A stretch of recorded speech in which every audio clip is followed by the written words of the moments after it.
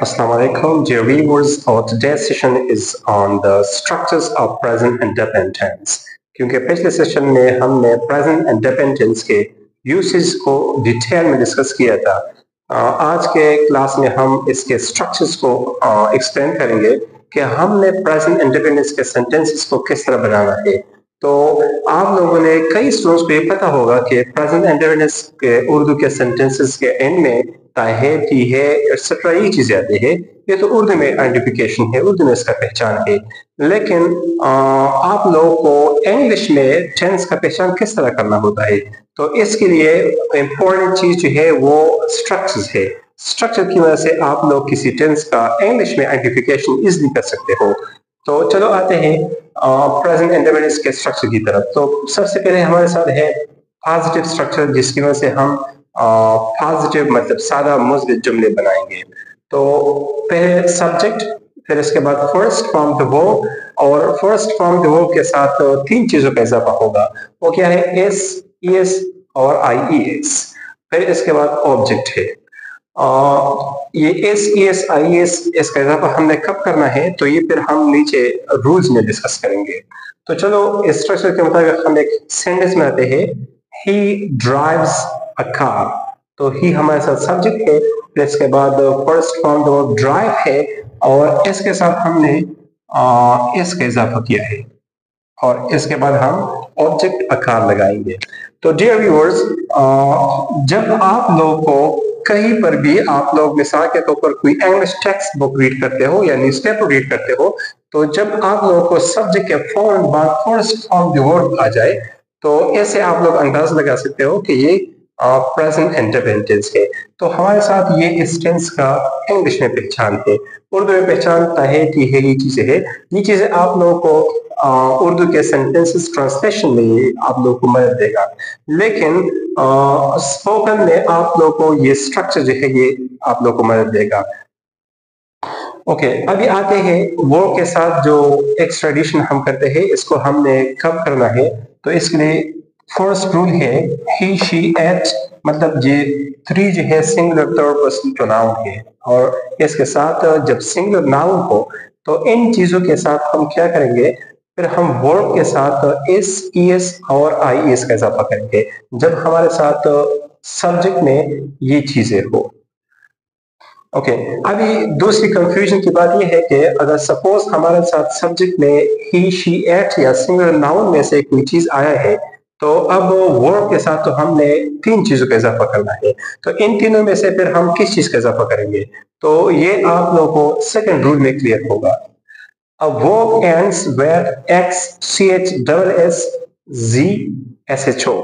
तो ये 6 लेटर्स आप लोगों ने मेमोराइज करने हैं। X, CH, double S, Z और SHO। तो ये चीजें जब किसी वर्ब के एंड में ये लेटर्स आ जाए, तो फिर आप लोगों ने ऐसे वर्ब के साथ इसका इजाफा करना है। अगर ये 6 लेटर्स में से कोई लेटर ना हो किसी वर्ब के एंड में, तो फिर जाहिर बात है आप लोग इसका इजाफा करोगे। ओके, अभी आते हैं नंबर थर्ड की तरफ।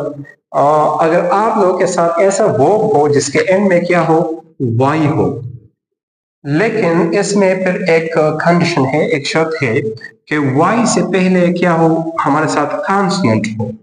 तो फिर आप लोग क्या करोगे, आप लोग ये वाई ड्रॉप करोगे, और इस वाई की जगह पर आप लोग आईईएस का इजाफा करोगे। लेकिन अगर आपके साथ ऐसा वर्ब हो जिसके एंड में वाई तो है, लेकिन वाई से पहले क्या है, कॉन्सोनेंट नहीं है, वावल है, तो फिर आप लोग वाई को ड्रॉप नहीं करोगे। आप लोग फिर इसके ऐसे वर्ब के एंड में सिंपल एस का इजाफा करोगे। इसके बाद हमारे साथ नेगेटिव स्ट्रक्चर है, जिसकी वजह से हम सेंटेंस में निगेशन पैदा करते हैं, मतलब रिफ्यूज करते हैं, इनकार करते हैं, जिसमें हम नॉट का इजाफा करते हैं। तो नेगेटिव स्ट्रक्चर क्या है? Subject, does, do, not, basic verb और ऑब्जेक्ट। तो इसमें हमारे साथ ये टू ऑक्सिलरी यूज होंगे, डज एंड डू। और जब डज डू हमारे साथ इस ऑक्सिलरी नेगेटिव में हम यूज करेंगे, तो फिर वर्ब के साथ किसी भी चीज का इजाफा नहीं होगा। बेसिक वर्ब से मुराद ऐसा वर्ब है जो बुनियादी शक्ल में हो, जिसके साथ किसी भी चीज का इजाफा ना हो। ओके, तो हमारे साथ सेंटेंस है he doesn't drive a car. तो ये स्ट्रक्चर के मुताबिक हमने नेगेटिव सेंटेंस बनाया। और अभी यहाँ पर हमारे साथ टू ऑक्सिलरी है, डज भी है और डू भी है। तो हमने किस सेंटेंस में डज पुट करना है और कौन से सेंटेंस में हमने डू पुट करना है। तो इसके लिए हमारे साथ रूल है, जब सब्जेक्ट में ही शी इट मतलब ये सिंगुलर थर्ड पर्सन प्रोनाउंस हो या सिंगुलर नाउन हो तो फिर हम डज का इजाफा करेंगे। अभी व्यूअर्स आप लोग ये पॉजिटिव और नेगेटिव इन दोनों स्ट्रक्चर्स की आप लोग थोड़ा सा कंपैरिजन करें तो इसमें चेंजेस कहाँ पर है। यहाँ पर ऑक्सिलरी नहीं है पॉजिटिव में और इसमें हम डज डू ऑक्सिलरी पुट करेंगे और इसके साथ नॉट होगा क्योंकि ये नेगेटिव स्ट्रक्चर है। और वर्ब फॉर्म यहाँ पर हमारे साथ वर्ब फॉर्म में तीन चीजों का इजाफा था, एस ई एस और आई एस, लेकिन यहाँ पर ये डज और डू इन चीजों की वजह से वर्ब के साथ इन थ्री चीजों का इजाफा नहीं होगा, एस ई एस और आई एस का इजाफा नहीं होगा। यहाँ पर हमारे साथ बेसिक वर्ब आएगा और ये वर्ब से ये S E S I S negative structure में ये क्यों ड्रॉप होते हैं। तो इसका रीजन ये है कि यहाँ पर हमारे साथ ऑलरेडी डज डू आया है। तो अगर हमारे साथ अगर यहाँ पर सब्जेक्ट सिंगुलर है तो ऑक्सिलरी डू के साथ ऑलरेडी एस का इजाफा हुआ है, तो इसलिए हम वो के साथ किसी भी चीज का इजाफा नहीं करते। तो इसके बाद हमारे साथ इंटरोगेटिव स्ट्रक्चर है जिसकी वजह से हम क्वेश्चंस बनाते हैं। तो इंटरोगेटिव स्ट्रक्चर क्या है, does do subject basic verb object and question mark. ये चीज आप लोगों ने नोट करनी है कि ये वो के साथ एस ई एस और आई एस का इजाफा ये हम सिर्फ पॉजिटिव स्ट्रक्चर में करते हैं। बाकी पॉजिटिव के बाद जितने स्ट्रक्चर्स है तो इन सारे स्ट्रक्चर में हम बेसिक वर्ब यूज करेंगे। तो सपोज सेंटेंस है does he drive a car, तो अक्सर स्टूडेंट्स जो है ये नेगेटिव स्ट्रक्चर या इंटरोगेटिव स्ट्रक्चर में भी वो के साथ इजाफा करते हैं और वो इस चीज को देखकर कि यहाँ सब्जेक्ट तो सिंगुलर है तो अक्सर स्टूडेंट ये मिस्टेक करते हैं कि यहाँ पर वो इसका इजाफा करते हैं। तो इन चीजों का आप लोगों ने ख्याल रखना है, फिर आप लोग की सेंटेंस जो है ये रॉन्ग होगी। इसके बाद नेगेटिव इंटरोगेटिव स्ट्रक्चर है जिसको हम इंट्रा नेगेटिव स्ट्रक्चर भी कह सकते हैं, जिसमें निगेशन भी हो और क्वेश्चन भी हो। तो वो हमारे साथ है does do subject not basic verb object and question mark. लेकिन ये वाला स्ट्रक्चर जो है हमारे साथ फॉर्मल स्ट्रक्चर है और फॉर्मल स्ट्रक्चर मोस्टली आप लोगों ने राइटिंग में आप लोगों ने ये फॉर्मल स्ट्रक्चर यूज करनी है। ये कन्वर्सेशन भी हम फॉर्मल कन्वर्सेशन और इनफॉर्मल कन्वर्सेशन करते हैं।